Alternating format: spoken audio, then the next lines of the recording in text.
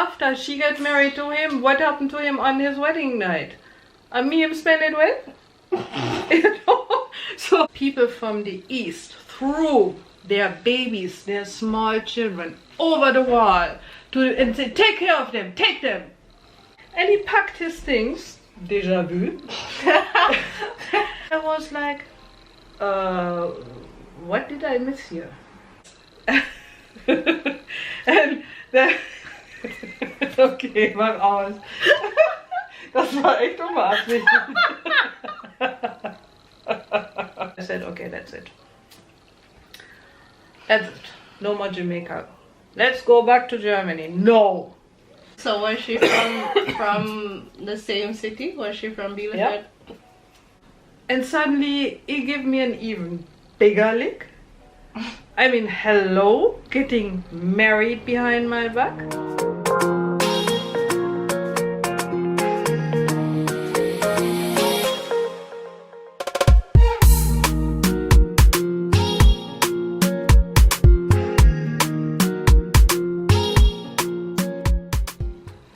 Hey my lovelies, welcome back to my channel. You know it's your girl Mel and we have mommy beside us, so that already means another story time with mommy. The last time we left off, Lou being a wicked piece of man.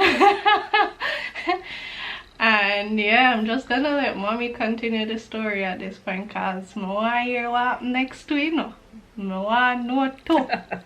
So mommy, go ahead. Oh. Disclaimer. The stories that I'm going to tell in this series are my experience, my truth, and my point of view over the past 38 years that I have been in Jamaica. And it's in no way intended to slander any person, the culture of Jamaica, or the island as a whole. Okay, hi Mel's lovelies, one more time. Before we go on in that story, I got a question in the comments which I would like to answer first because it is within this time frame. The question was if I have ever seen back Pam, the one that basically messed up my marriage with my husband. And actually what happened is one day I was in Port Antonio with Lou, that's why it's the time frame. And this woman right in the town center too, you know, right in the center. She stood about like 10 feet or no, 10 yards away from us and started, oh, look on the war, look on the skeleton, this, that, and I was like, who is she talking to? And I realized it was me. And Lou was right beside me, we were walking together, and he knew my story, of course, right? So I looked at that woman and said, my God, that's Pam. And Lou heard Pam. He hear her cussing me out and going on like that. He walked straight over to her and said, you bitch, shut up. Boom! And give her one rash lick in her face. And then he came back and took me by my arm and we walked off. And that's the last time I ever saw that person. So, that question answered, and even that story told. I am going on now with the new chapter. Yes, after Lou left, I told you already, I was so fed up with Jamaica, I decided to get the hell out of here. And started to pack up my things and sell them out because of course we had a whole household. We had a Land Rover Jeep at the time. Actually my children were kind of mixed feeling because they loved it in Jamaica, but they were open for adventures going back to Germany as well, so that was not really a problem for them. Of course it takes some time. I mean, you cannot just start to pack up overnight and go if you have things to take care of. And so we reached pretty far in selling out stuff. one day I went to the beach. Like, we were like, take a break, took my children. And we have where we live in Norwich, we have a beach right down by behind the house. Like, you would walk for 2 minutes and would be right by the beach. So we were there and sitting there. Mayumi was there, my sons were there, when I suddenly see somebody way far on the other end of the beach. 2 people come walk towards us.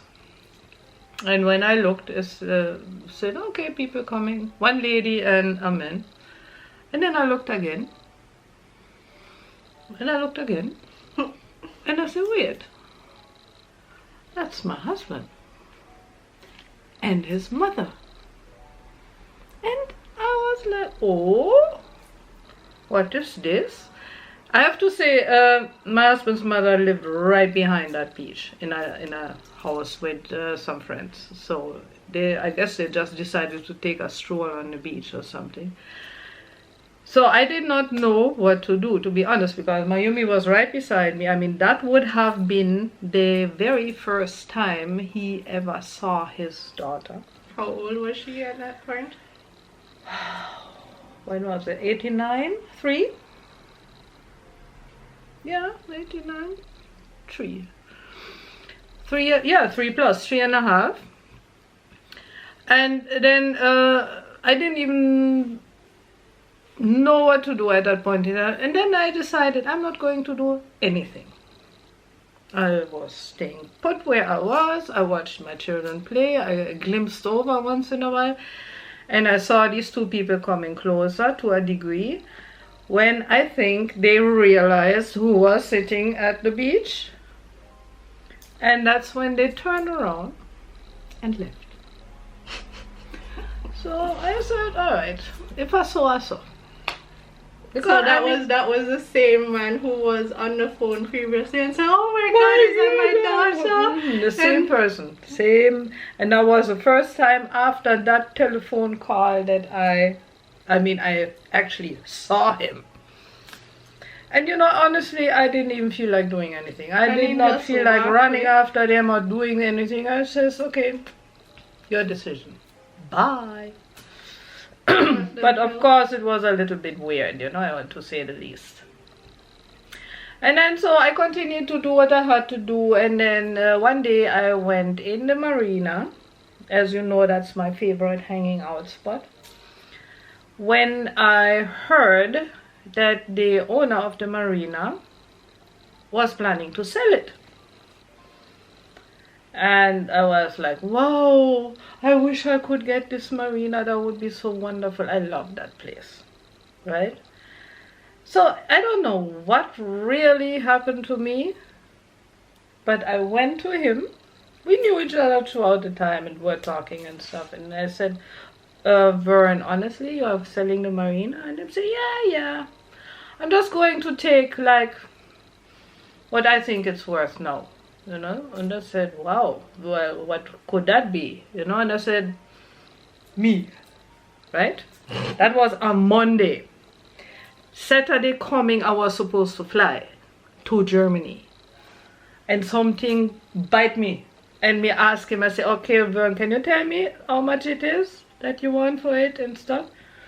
And I said, well, it's too much for me anyhow. I can never afford that. Look at this, a whole marina with a building, a restaurant, a kitchen, a bar, docks going out where ships could dock on, you know. And it was like, I don't know why I even asked him.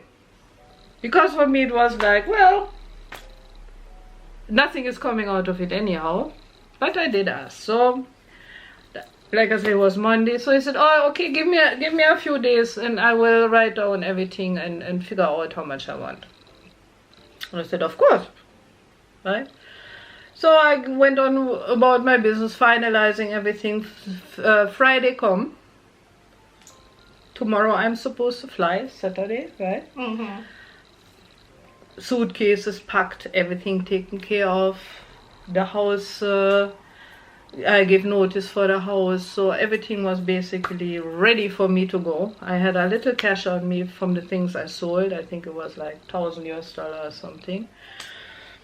or a little over 1,000. And I said, that is my new starter money for Germany, you know. So the Friday now I said, okay, I'm going to check Vern now to see what he says about the marina. And basically it was my last evening, so I was going to party a bit and say goodbye to Jamaica.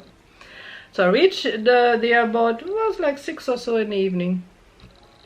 And I was a happy hour in the marina, and Vern always used to sit upstairs. There was a small upstairs place, very nice, beautiful view. And I went up to him and he said, oh, Sabina, hi, I've been waiting for you. And then he gave me a piece of paper and said, here it is. That is. So I saw one long list with all heap of something, and I said, oh my God. And then I looked at the end sum. And it was 10,000 US dollar. And I looked at it again and said, did he maybe forget a zero or something? You know, because I mean 10,000 US dollar for a place like that is like somebody is giving it to you. And again, me, mad woman that I am, I didn't even know where I would get the 10,000 US, you know. I had no idea. I had 1,000 in my pocket, and that was it.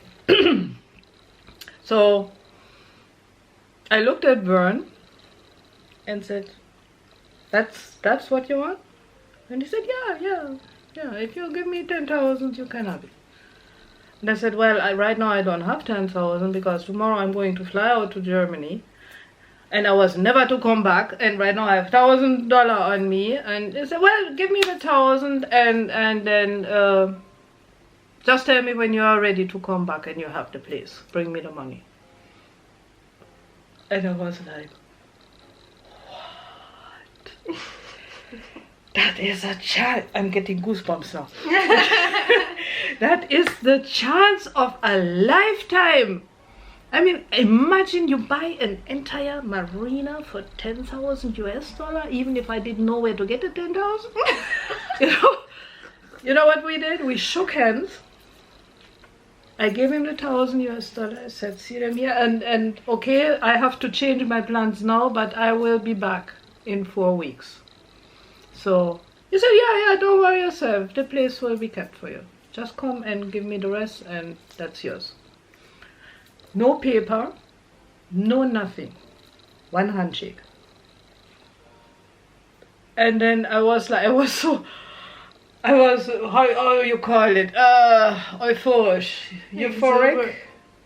Exuberant about that. I had to get up and jump up, and I said, thank you, man, thank you.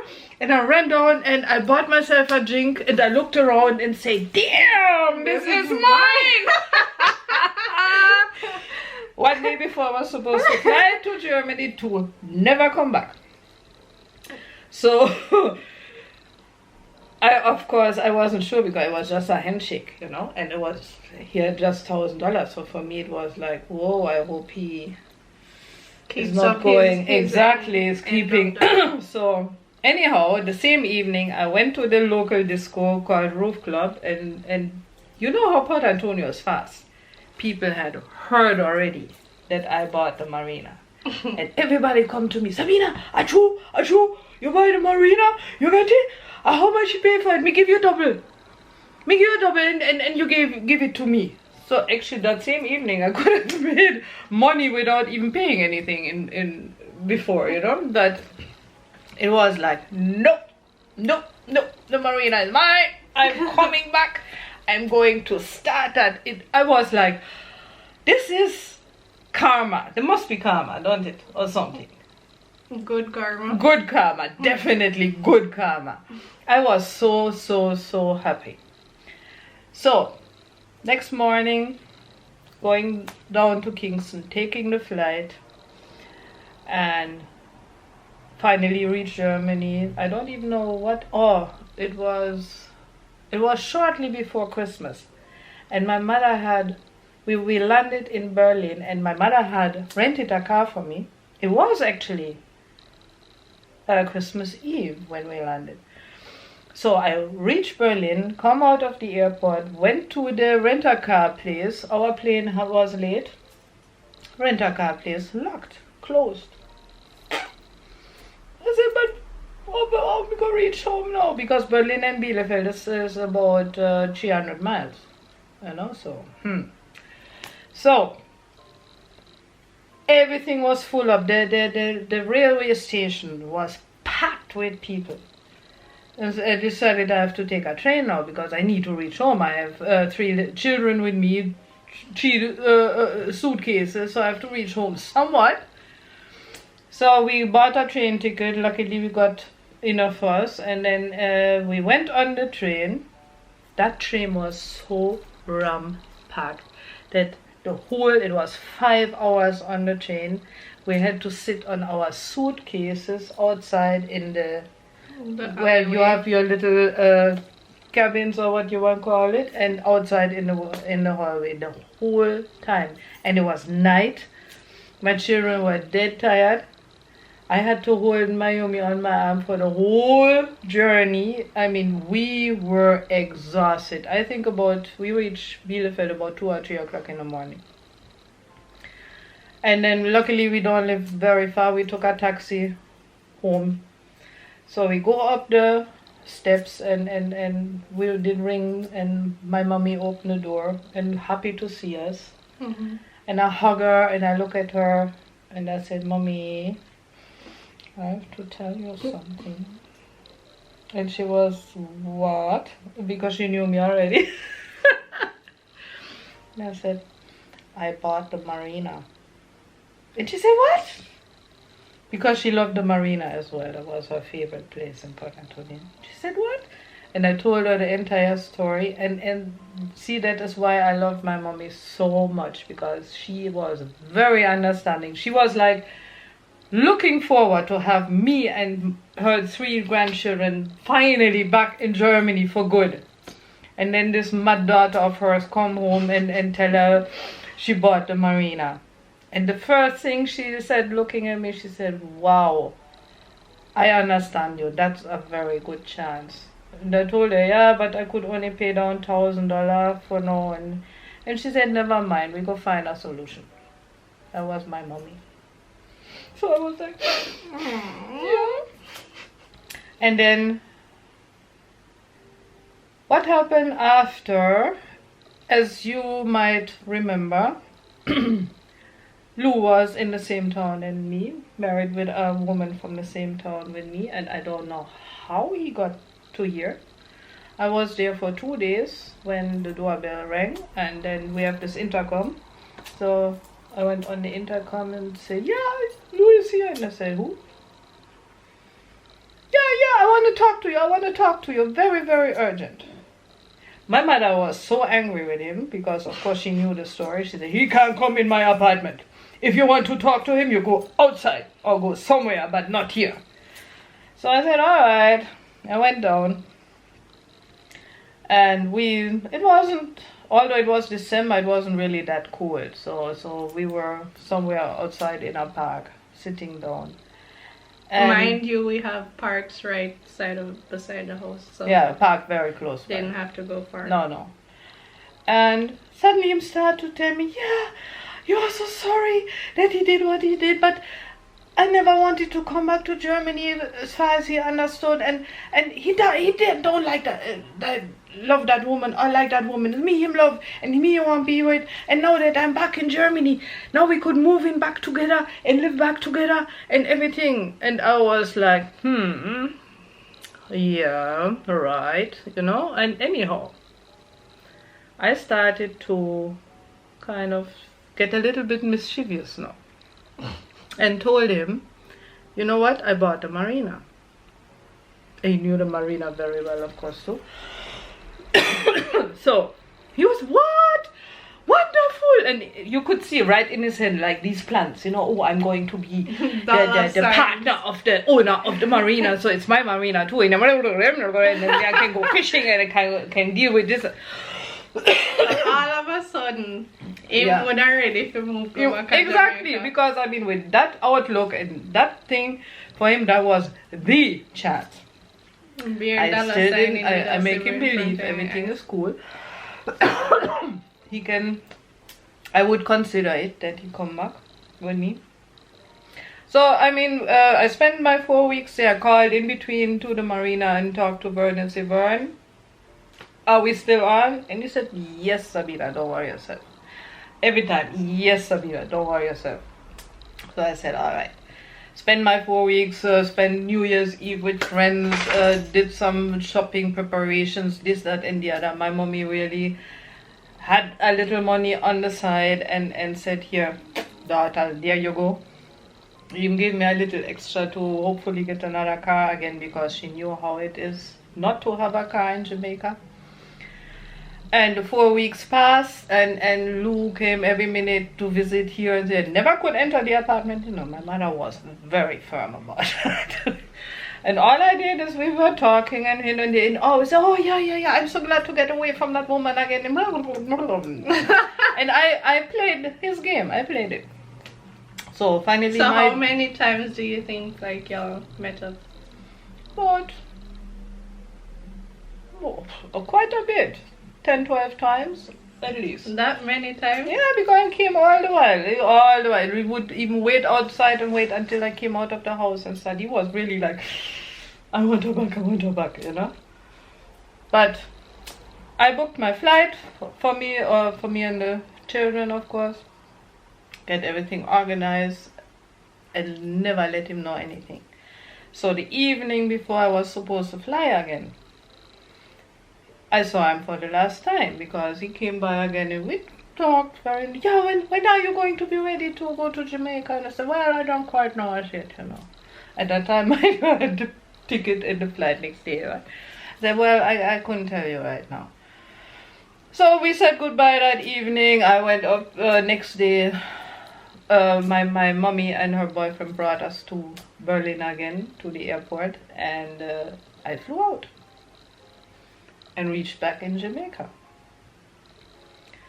And apart the things that I started to settle, this and that could be the next story, but just telling you from now, I was about 2 days back in Jamaica when the office of my marina, because I really got it, he really kept his word, just on a handshake. I gave him his money and it was mine. And the phone rang, and at that time we were just in the process of changing over from him as an owner to me, so he had his secretary still in there and stuff. And she came to me and said, Sabina, there's somebody on the phone for you. And I went, and who was on the phone? Lou. Start to curse me.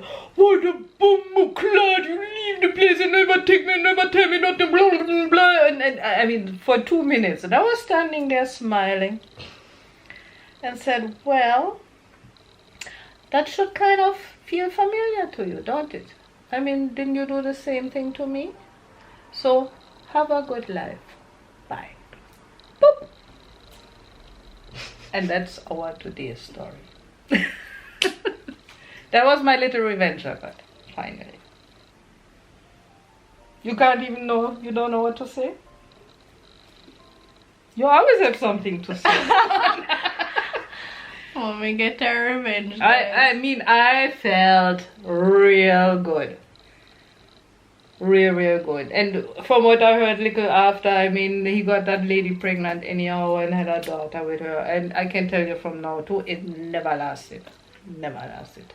We can't last pandemic there. Exactly. I mean, I think he was out shortly after the baby was born, and that was it. So did he stay in Germany, or did he? He stayed in Germany. Yeah. So he's still in Germany now? No, he's here now. Oh. Remember? That is too fast forward.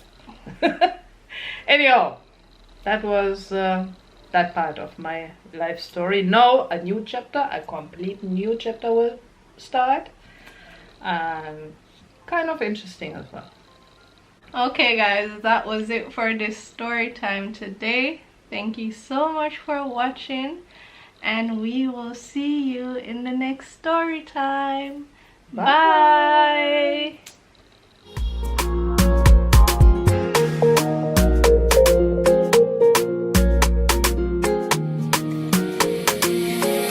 Mermaid, this one.